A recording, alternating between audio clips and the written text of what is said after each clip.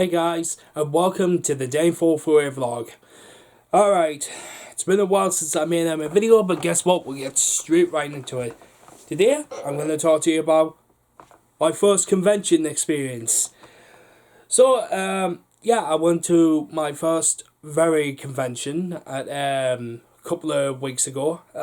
Actually at the end of September, so obviously enough that was last month. So I went to a convention called Wild North, here based in the United Kingdom.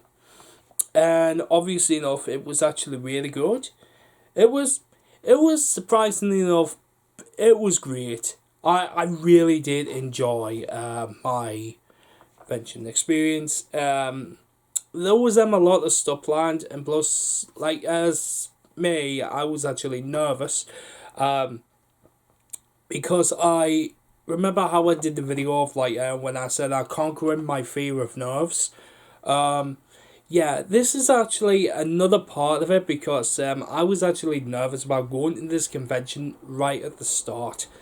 Like when it was announced, and I was thinking about going to it or something like that, because I didn't know what to expect there, but then again, I was thinking about my nerves and my fears and all that sort of stuff, but I didn't want to let them control me like as much. So I went to the convention, and honestly enough, I went to a new place. It was amazing. I absolutely enjoyed it. We stayed in this place called Featherstone Castle, which is actually near the town of Whistle. So, and by God, I thought we were staying in like a bunkhouse or something like that, but no, we stayed in a castle. And obviously enough, when you get there, you get like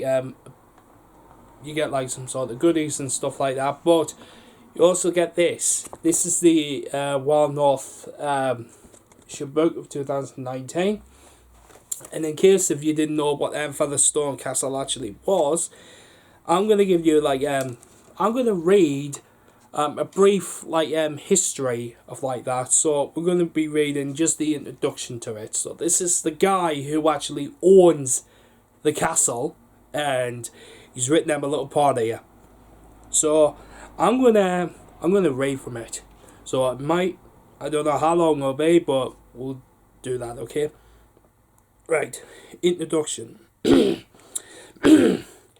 When Coventry was bombed in 1942, a small private prep school from Rugby rented the castle and stayed on after the war, buying it in 1951.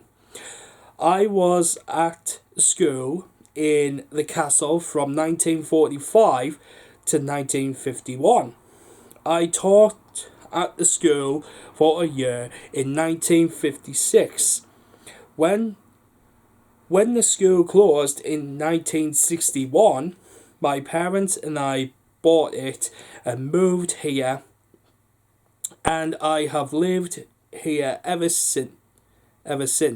My great-grandfather, father, and I have been land agents for the surrounding estate since 1847. Wow. This history is based firstly on the various family stories, articles, drawings and letters which I have listened to and read on my study of the buildings and landscape in rural areas. I think I pronounced that right. Areas. One can study history by observation. I have also tried to understand people's aspirations and values, and to show how a remote corner of England was affected by the great movements and events in our history. So that's actually the guy who actually owns the castle, and by God, guys, there is a lot of stuff in here, like the origins, but like after the conquest, there's a little one about King Edward Wars, there's about the ghostly bridal party. I think that's a ghost story. I think so. There's Queen Elizabeth and Mary, Queen of Scots. There's James the First, or Fourth, actually, sixth actually. James First, but it says sixth here. And the Stuart Kings of the Civil Wars. And there's a lot of stories here. There's a lot about Featherstone Castle that I did not know that's actually in here now. So this will be an interesting read for me to do. When we got there, obviously enough I had to get the train there because couldn't get the bus there or something like that. So obviously enough that was that. It only took about 5 to 10 minutes to just get there by train. Didn't even take that long to get the hot whistle. And then we got picked off from the station and we got taken there and we got registered. And then, guys, you have no idea how big this castle actually was. It was freaking massive. I never thought that I would be staying inside the castle. And I actually did. And God, it felt really, really good. It did actually feel really, really good to actually stay inside the castle. So that was actually fantastic. There was a lot of activities actually planned for us. One of them being when we actually get there, I'll read some of the events that we actually had to do. So of course you had to check in. So you had to check in and you had to check into your room as well. So obviously enough that was that. I had one of the massive rooms. And you could tell that the massive rooms were actually refurbished because they had central heating now. Because if you were staying there ages ago, it wouldn't have had central heating, so it had to be refurbished. It had to be total get central heating and stuff like that. But these rooms, the room that I was staying in, was massive. It was actually one of the big rooms that I got, and I was staying in there by myself as well. So obviously enough that was actually fantastic. It was amazing, but I loved it.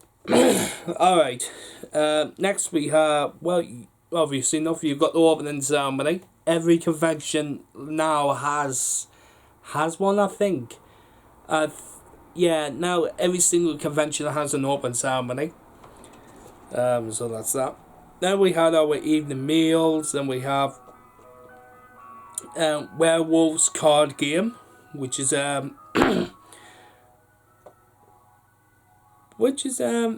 okay, right. The Werewolves card game, which is basically you have to actually it'll tell you here. But we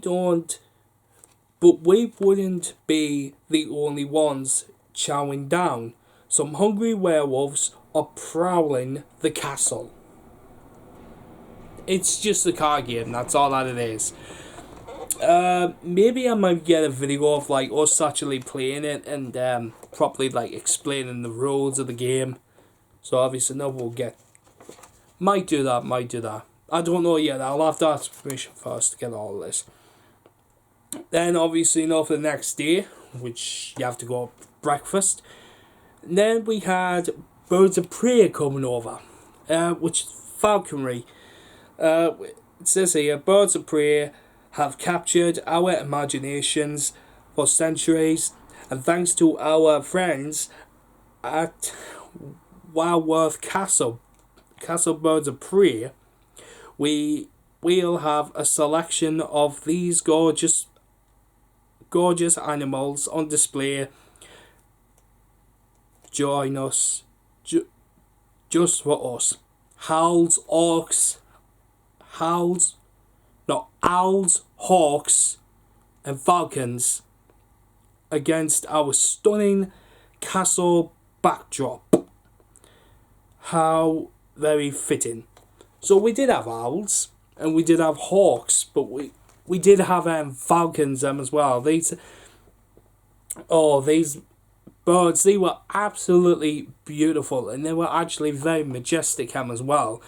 And I was actually amazed of like how much I can learn about birds. And plus, not only that, the person who actually brought them in here had some very interesting and embarrassing stories to actually tell us. Interesting and embarrassing stories, and my god, at first you wouldn't think that it actually was embarrassing, but when you listen to them further on, you can start to see why they were actually embarrassing for. And I was like, yep, those are actually embarrassing, but they're funny as well. It's a good laugh. Those are actually good stories to actually tell your children. Alright.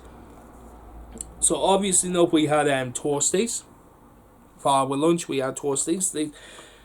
Actually, no. Now that I was starting to actually eat sort of different foods, when I actually went to that castle, I'm actually starting to like different sort of foods that they actually have. So toasties I actually like now.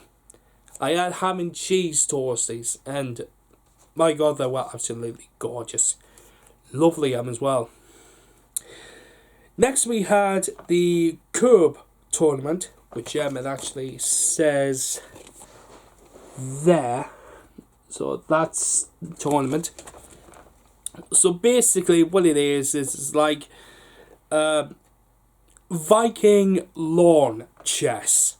So to put it in basic perspectives, right, so you've got a team of 3. You've got a team of 3 and you have 5 small pillars standing right in front of you. These are your pawns. And right in the centre of the field is actually the king. The objective of the game is to knock down your opponent's pawns. That's basically it, right? That's the basic thing.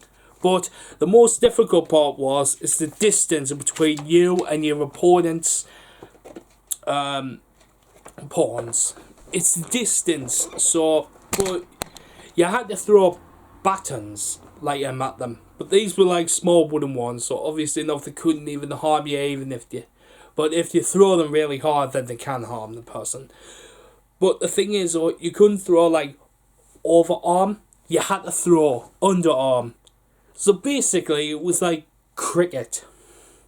Oh no, wait, no, cricket you throw overarm, so you had to throw underarm for that. And obviously that was that, and our team actually won the entire thing, so we became the Cup champions of 2019. So I'm a champion now. So, but I'm just saying because I am a champion. So that's that. Alright, and next we have barbecue. Now there was a bit of a delay for the barbecue because it was there was actually meant to be some stuff that was actually supposed to be set up for us outside the same place where the barbecue actually was, but since we had a little bit of a delay with that, so we had to wait until that was actually done. And then we had storytelling. And by the way guys, this story that I was reading was actually really messed up, and I mean really, really messed up. It goes into some really good detail. But read it here. It says, as the sun sets on Northumbria, autumn evening, jazz and of the moss troops will regale us with tales of the heroes, villains and legends of ancient Britain. What stories will he have in store for us? Join us and find out. Oh my god guys, this book that we actually read, and I can't remember the name of it, like, off the top of my head. But honest to God, this was actually really fucked up. And actually really bad grammar spelling them, bad spelling them as well. He didn't do it actually. The person who wrote the person who wrote the book didn't actually do it deliberately. Well, I think he did it deliberately, but he just wanted to, like, see people would actually catch out. Now, normally computers now, they have, like, the proper grammar spelling, which it'll actually correct your spelling for, like, the correct word. He actually did it on one of the old computers, so which it would actually not correct the spelling. So it would actually make it more funnier and more efficient.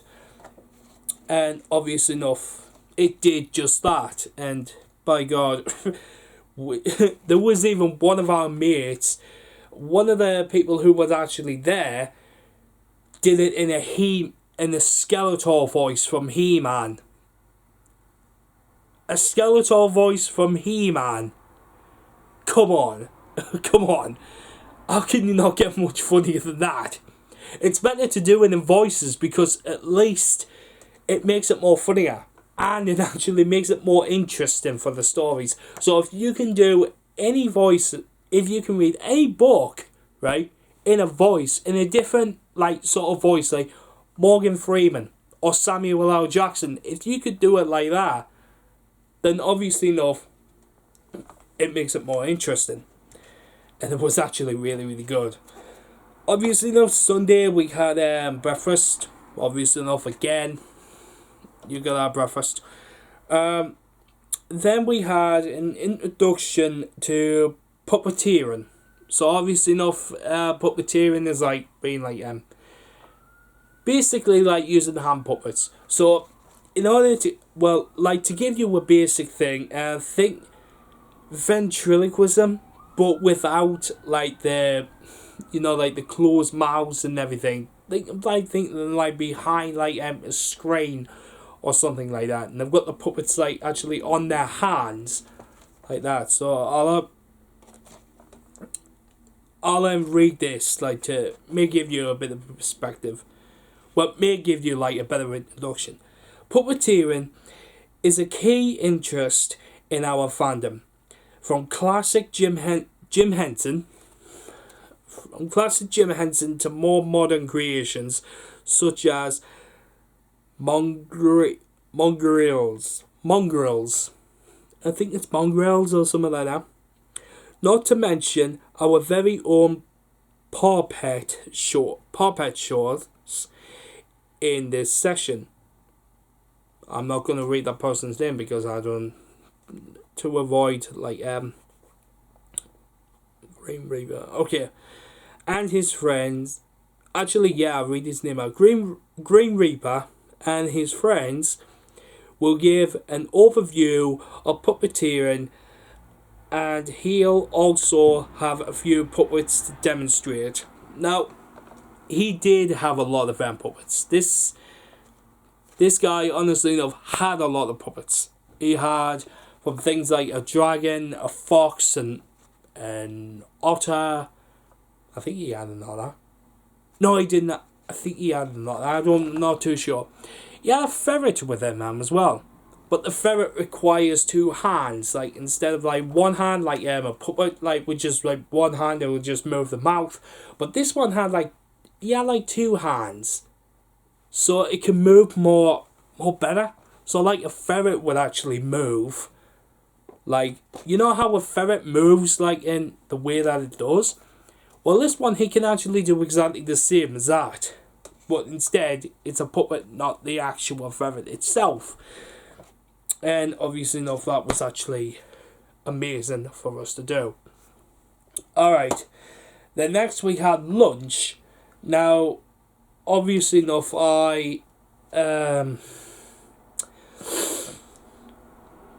some of us went to the town of Hot Whistle to actually get some stuff. So I actually went to the town of Hot Whistle to get some stuff as well. So obviously enough, I went down to Sainsbury's, which is the name Hot Whistle.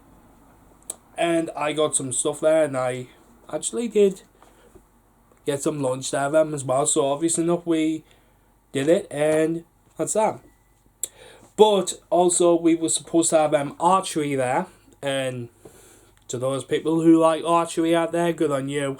We were supposed to have it, but due to the weather here in the United Kingdom, obviously enough, we cancelled it.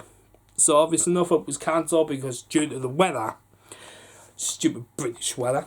Anyway, but there was something that was actually on there. The fursuit picture, the group picture, the group photos. Now, yes, it was a furry convention, and yes, we did do fursuits.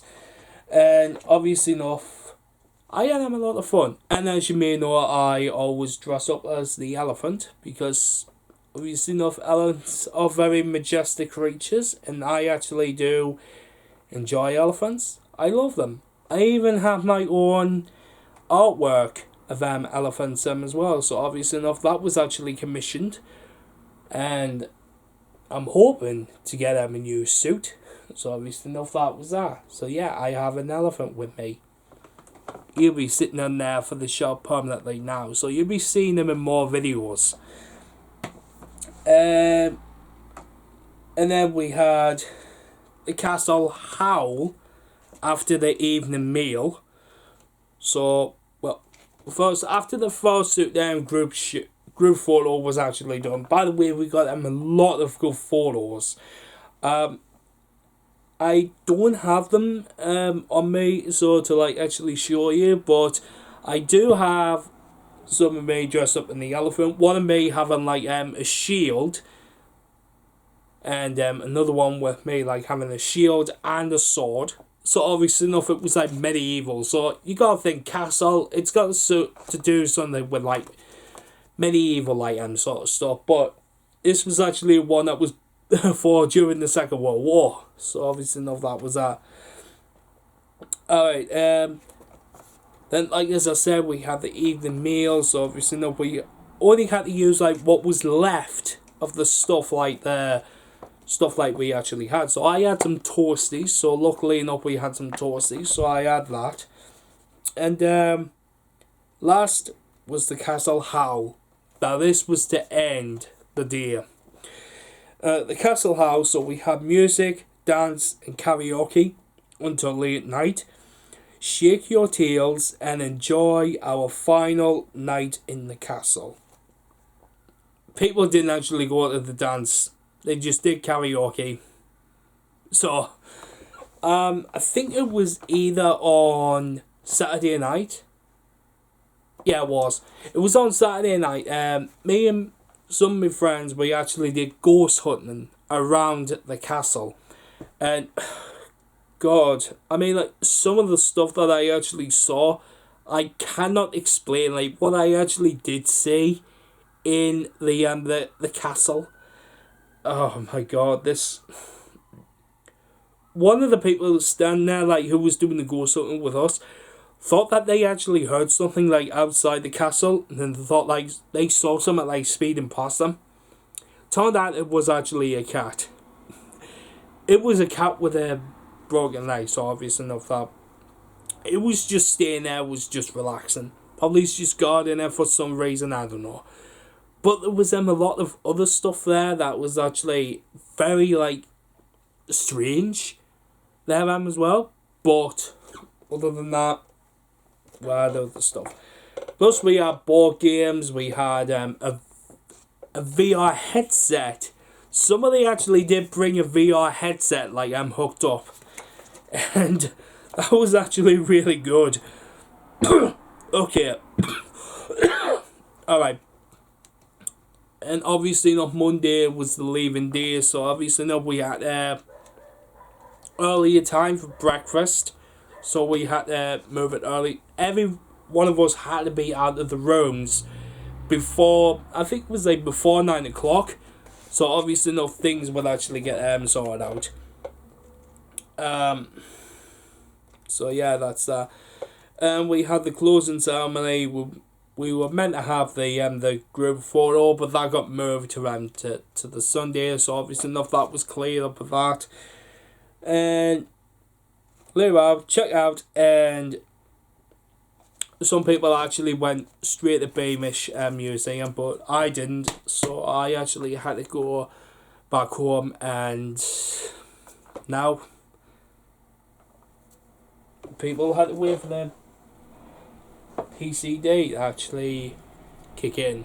PCD, if you don't know what that is, postcon depression.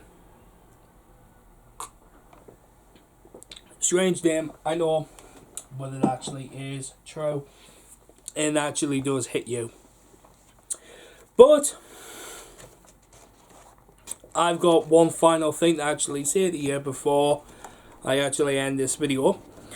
And there was actually a final word. Now this was from our mascot. Well, mascot of the event, which is Twizzle. He's obviously a squirrel, so obviously enough that's that. But it was actually fun, and this actually made me laugh. And honest to God, I will read it out to you. And this made me laugh, and I don't know if it'll make you laugh, but hey, I'm gonna read it out to you. Okay, greetings, Dean. Obviously enough, that's my name, Dean. I'm surprised an elephant can fit in the castle. Obviously enough, but hey, whatever works. Could I maybe use your trunk to go nut picking sometime? That made me laugh. Would be so useful. Thank you for joining us. Twizzle. Yeah, nut picking. Elephants, they like peanuts. Squirrels, they like nuts and acorns. Obviously enough. I was like, okay, maybe you can use my trunk. Maybe you can use it, but I don't know.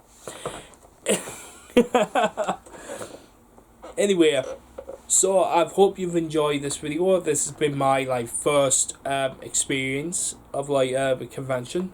All I got to say is I did enjoy it. I will be going there next year. So 2020, I will be going to Wild North again next year, and I will see you if you are going now or not. So other than that, hope you've enjoyed the video. Don't forget to like, comment and subscribe, and peace.